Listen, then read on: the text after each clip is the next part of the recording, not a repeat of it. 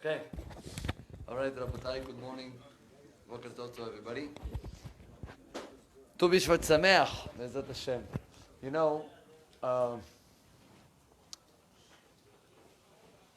Tu B'Shvat, the whole concept of saying Berachot, the whole concept of saying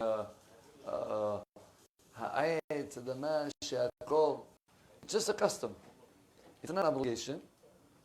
Be'emet, the whole point that it's mentioning the halakha, as halakha, is not to say Tahanun.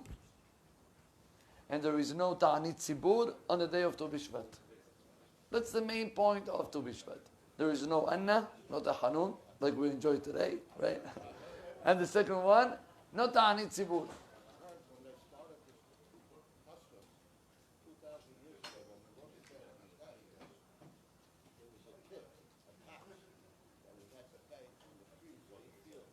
Could be.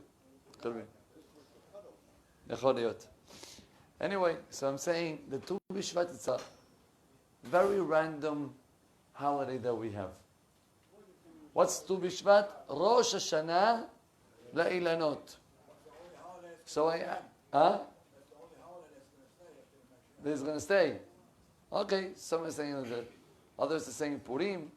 Doesn't matter. Ta'anit, the Ta'anit of Purim. So the question is, what happened on Tu B'Shvat? I think we spoke about it. You know how many Rosh Hashanah do we have in the year? 4. Arba'a Rosh Hashanah.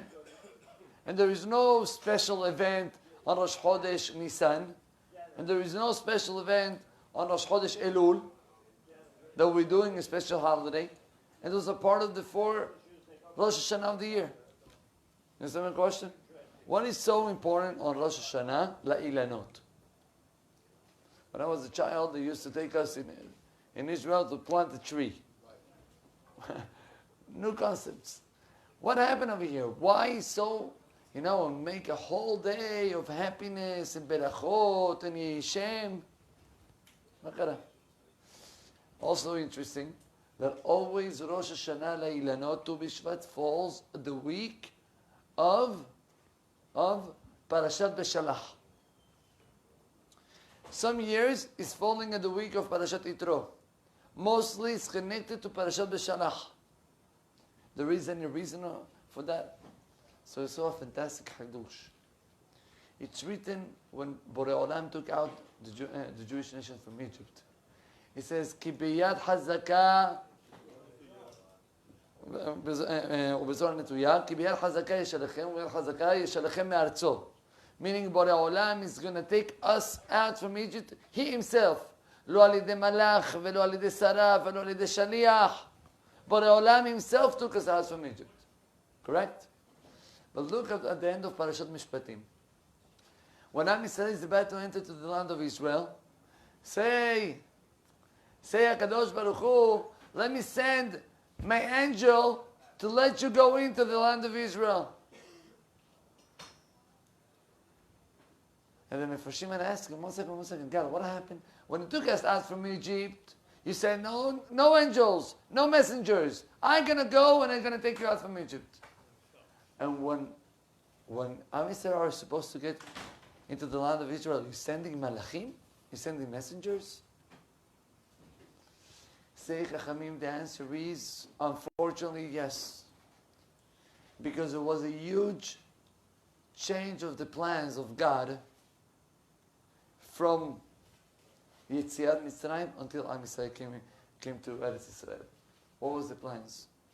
It's written that Am Yisrael wasn't supposed to make any sin, and if they were making any sin, they were going out from Egypt, they were getting the Torah, and on Tisha B'Av, they were going inside the land of Israel. Moshe Rabbeinu was building up the Beit HaMikdash, and the whole purpose of the whole entire creation was over. The whole purpose was to leave Egypt, go inside Israel, build up the Beit HaMikdash, and Halas. What happened? What happened was 40 years, not 1 year. 40 years, Am Yisrael had to walk into the desert. Why? Because Borei Olam said no one of the generation that lived in Egypt, they're going to have to marry to enter to the land of Israel. Say Chachamim, if this same generation wasn't making the scene, there was no malach hamavet touching them anymore. And the pasuk says, "The michtav Elohim hu haruta laluchot."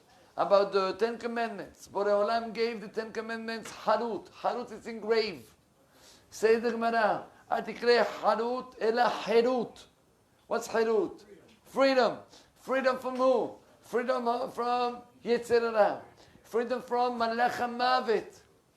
Halas, there was no more reason for Am Yisrael to die. And it's even more than that. The Gemara writes, I believe it's in Masechet Beitzah. I'm not sure. The Gemara writes like this. There was a rabbi by name Abaye, the famous great rabbi by name Abaye. He says to one of the rabbis, he tells him, you know, it's not normal what we see today. What do we see today? You see young guys, you know, at the age of their 20s, right? When they have all the power, they feel that they are the most smartest kids ever. Yeah? When you have people at the age of 70, 80, they are much smarter than those kids. Why the people that are smarter are weaker than the people that are less smart and they have more power? That's the question of the Gemara. And the Gemara answers, listen up, it's funny, the Gemara is going to ask this type of questions, but listen up. The Gemara answers, of course it's like that. You want a proof? The proof is Parashat Beshalach. Yetziat Mitzrayim. What's the proof? The Borei Olam told Am Yisrael, I'm going to take you out from Egypt when you're still young. And when they were supposed to get to the land of Israel, God said, I'm going to send my messenger. You see that physically there is less of a power when a person is getting older than when he's younger.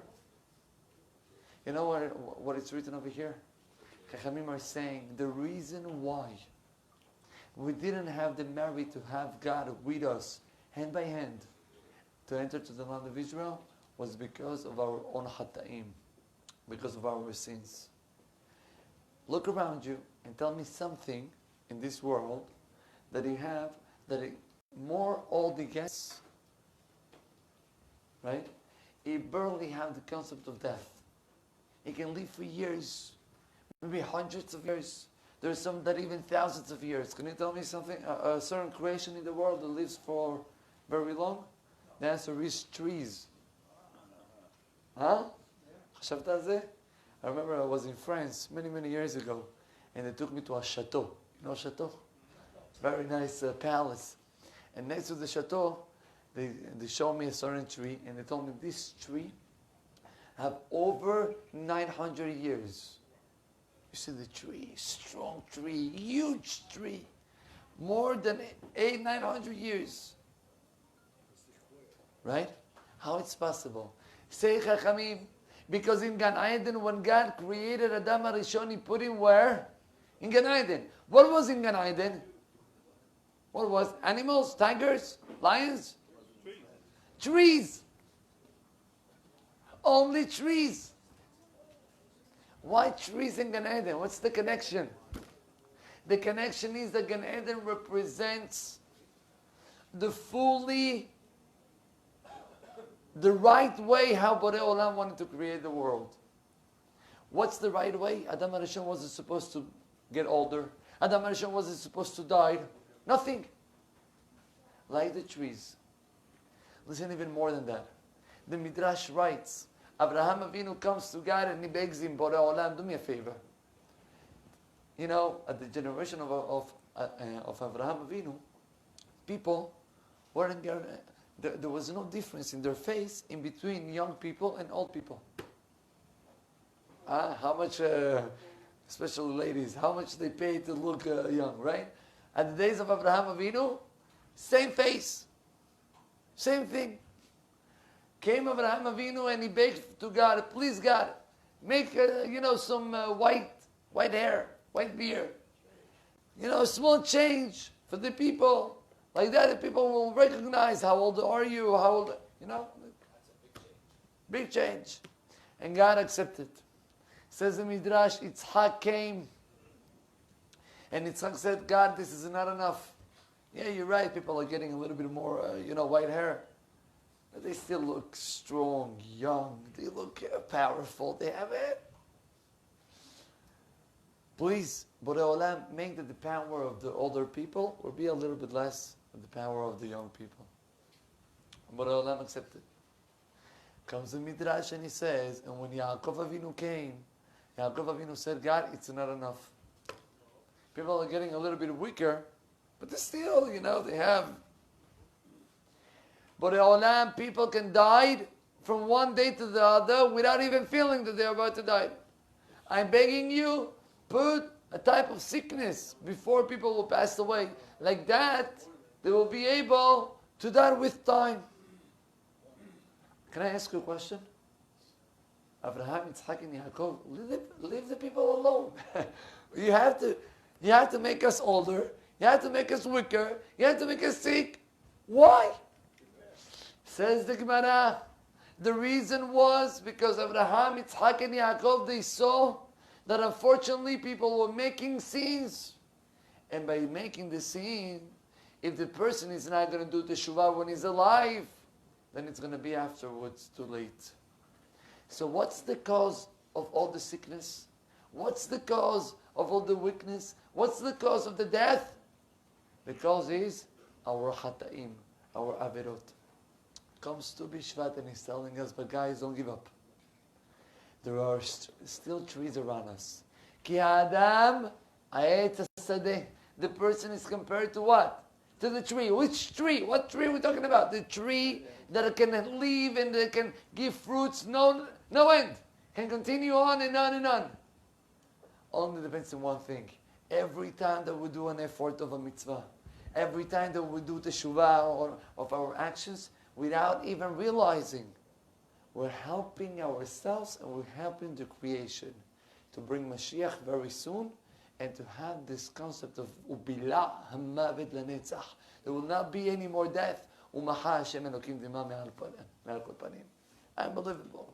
That's why the day of Tu Bishvat, what's the main focus? Berachot. Why Berachot? Berachot is the way of connecting to HaKadosh Baruch Hu in the daily basis. I'm eating and I'm drinking and I'm still connected to God. I'm saying Baruch Atah Hashem. Why? Because Shehakol Ne'ah Bidvaro, because you create everything. Borei Minei Mezonot, Borei Peri Adama. You are the creator and I have a goal in my life and I have to follow that goal. Rabotai, the concept of following goals and understanding that every single thing that happened in my life is a way to get connected to Borei Olam. Let me tell you a story. With this I'm done. There was a lady. This lady was a very tzaddiket.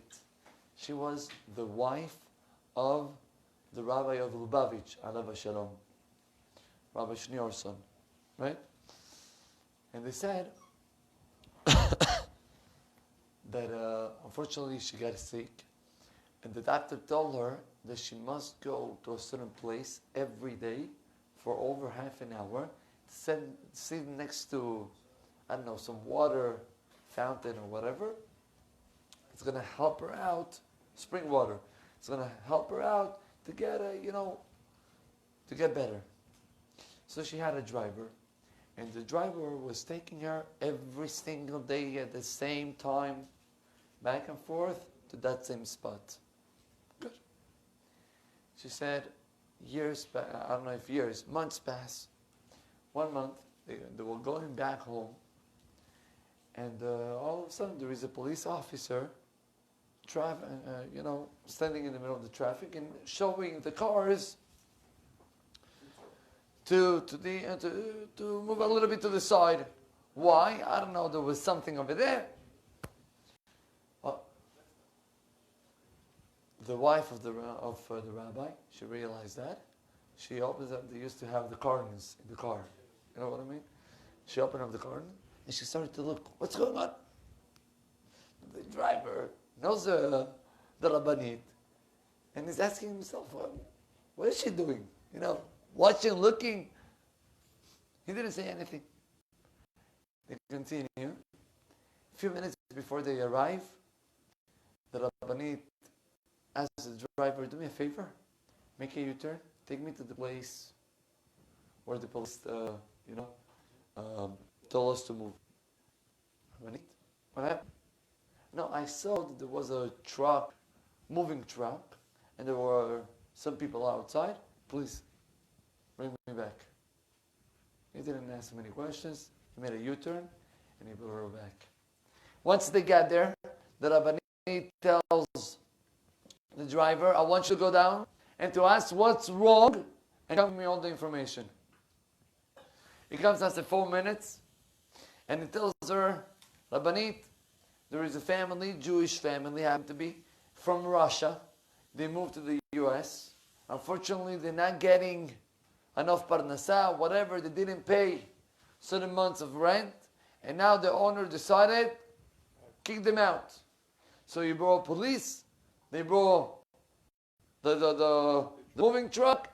And she asked them, so she asked the driver, where are they going to be? He says, right now they don't have any place, but they're trying to figure out.